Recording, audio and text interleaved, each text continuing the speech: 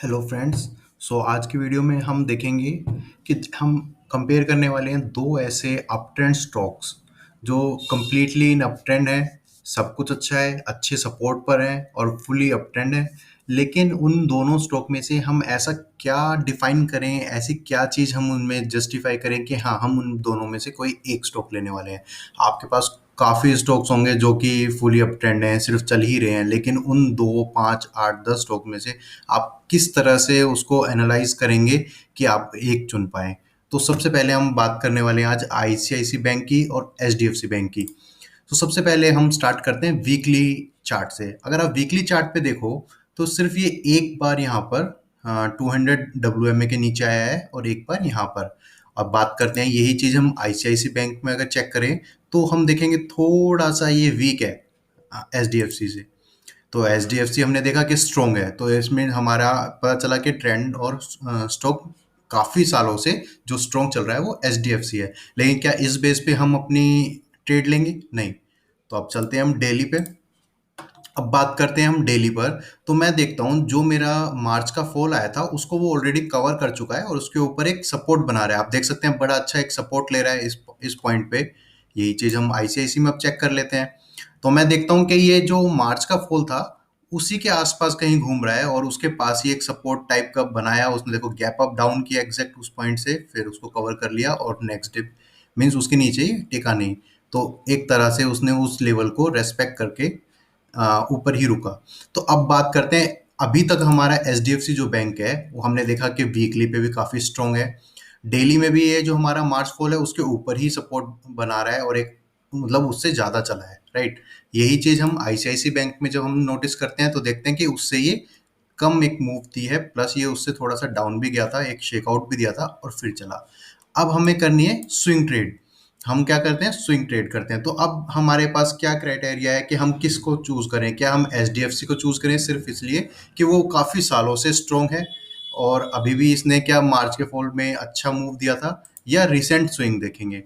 तो ये सिर्फ मैं पहले डिस्क्लेमर देना चाहूंगा यहाँ पर कि ये सिर्फ पर्टिकुलर सिर्फ और सिर्फ मेरा व्यू है। ऐसा नहीं है कि जो स्टॉक मैं बोलूंगा अभी यहाँ पे मैं बताऊंगा कि ये स्ट्रॉन्ग है वही सबसे ऊपर जाएगा। हो सकता है एचडीएफसी बैंक कल को 50% की मूव दे और या फिर माइनस में चला जाए। सेम आईसीआईसी बैंक भी हो सकता है 50% की मूव दे या फिर माइनस में चला जाए।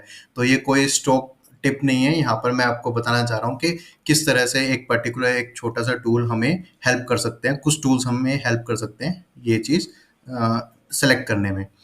फिर हम बात करते हैं, अब हम चलते हैं कि दोनों ही इतने अप ट्रेंड स्टॉक हैं, दोनों ही अच्छा एक स्विंग बना रहे हैं, एक सपोर्ट भी ले रहे हैं।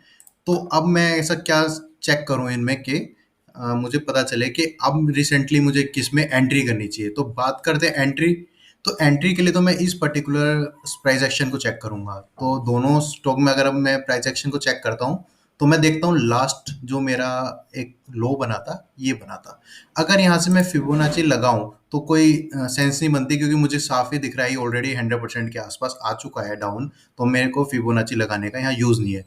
अब ये नहीं है कि डाउन 61.8 की गोल्डन रेशियो को ब्रेक कर चुका है तो अब ये बेकार स्टॉक हो गया या डाउन ट्रेंड हो गया, कुछ हो गया, ऐसा कुछ नहीं है।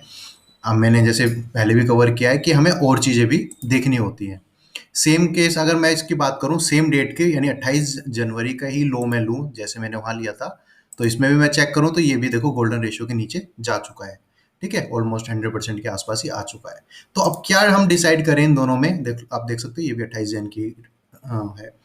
तो मैं क्या देखने वाला हूँ कि अब ये एक तरह से मैंने देखा एक बेस बना चुका है। अब आपके लिए रिसेंट जो प्राइस एक्शन है वो मायने रखता है। तो अब हम सब कुछ पीछे छोड़ के यहाँ चलते हैं। इसने डाउन ट्रेंड दिया, एक बेस बनाया, ठीक है, एक स्विंग हायर बनाया और अब वो जो प्रीवियस स्विंग था उसको ब्रेक करके ऊपर किया है। तो अब मुझे देखना है कि क्या इसमें मूवमेंट आ चुकी है, क्या ये मोमेंटम में है या आईसीआईसी बैंक मोमेंटम में है, क्या मुझे अच्छी मूव यहाँ से पॉसिबली, यानी 50% मैं बोल के चलूंगा 50% चांस किसके हैं और 49% चांस किसके हैं। तो मैं देखता हूँ कि ये एक जो स्टॉक है ये गिरा है। अब मैं यहाँ से फिबोनाची यूज करता हूँ। मैं देखता हूँ कि जब ये गिरा था तो क्या इसने अपनी दोबारे रिवर्सल में क्या इसने अपना गोल्डन रेशियो को कवर कर लिया है। यानी ये गिरा, उसके बाद सबसे पहले उसने सपोज वन 38 क्या कितना होता है 38.2, 38.2 को क्या उसने कवर कर लिया है? यस कर लिया है। क्या उसने 0.5 वापस रिकवर कर लिया है जो आपका फॉल हुआ था? यस कर लिया है। लेकिन जो गोल्डन रेशियो है वहां पर ये रेजिस्टेंस ले रहा है, देखिए ये रेजिस्टेंस लिया, फिर एक और कैंडल पे लिया, फिर इसने देखो यहाँ पर ही एक बेस बनाया और फिर ऊपर गया, अब वापस नीचे आ रहा है, तो ये गोल्डन लेवल को भी क्रॉस नहीं कर पाया है। ठीक है, यही चीज हम आईसीआईसी में चेक कर लेते हैं। जब मैं आईसीआईसी में ये चीज चेक करता हूँ तो मुझे दिखता है कि हाँ, इसने मेरा जो लेवल था 38.2% का वो तो उसको एज अ सपोर्ट ले लिया है, देखो। फिर उसके बाद यहाँ पे रेजिस्टेंस भी ली है, 61.8 पे रेजिस्टेंस लिया, लेकिन उसको ब्रेक कर दिया है और प्लस उस पे ही सपोर्ट ले रहा है। तो मेरे गोल्डन रेशियो पे एक सपोर्ट ले रहा है। तो अब आप बताओ कि अगर आपको एक स्विंग ट्रेड लेना है, ये मैं आप पे छोड़ता हूँ, मैं इसमें कुछ नहीं बोलूंगा कि कौन सा लेना है या नहीं लेना। आप बताओ, एक फॉल का इसने अभी गोल्डन रेशियो क्रॉस नहीं किया है और एक सपोर्ट ले रहा है हमारे 38 लेवल पर, और एक स्टॉक है जो कि ऑलरेडी यहाँ से हमारा गोल्डन रेशियो कवर कर चुका है और अब ये सपोर्ट ले रहा है हमारा सेम गोल्डन रेशियो पर। तो क्या आपको क्या लगता है कौन सा स्टॉक इन दोनों में स्ट्रॉन्ग होगा? किसमें आप खुद ट्रेड लेंगे? आप मुझे कमेंट में बोले। और आपको क्या रीजन और लगता है कि अगर आपको लगता है एचडीएफसी ज्यादा स्ट्रॉन्ग है तो उसमें और क्या आपके रीजंस हैं? अगर आपको लगता है आईसीआईसी है तो इस लेवल के अलावा और क्या रीजन है जो आपको लगता है स्ट्रॉन्ग है? तो आप कमेंट सेक्शन में बताएं। और इसमें अगेन मैं डिस्क्लेमर के, अगर आपको लगता है कि ये है तो आप ऐसा नहीं कि कल ही इस पे कोई ट्रेड ले लें, प्रॉपर अपना एनालिसिस कीजिए, जैसे मैंने अपना वीकली से लेकर बताया है अब तक डेली तक। इसी तरह से आप और स्टॉक्स में आप ट्राई कीजिए, आप और स्टॉक में ट्राई कीजिए, और मुझे अगर आपने ट्राई किया है और आपको ऐसा कुछ और कॉम्बिनेशन मिलता है, आप मुझे कमेंट में बताएं, तो मैं उनको देखूंगा और उसके ऊपर मैं आपको कमेंट में बताऊंगा कि आप मतलब मुझे ठीक लगा या नहीं लगा। आप बिल्कुल ठीक होंगे, लेकिन अगर मुझे भी ठीक लगा नहीं, मैं आपको एक तरह से उसमें हम डिस्कस कर सकते हैं, मैं आपको एक कंफर्मेशन दूंगा कि हाँ मुझे भी वो चीज़ सही लगी।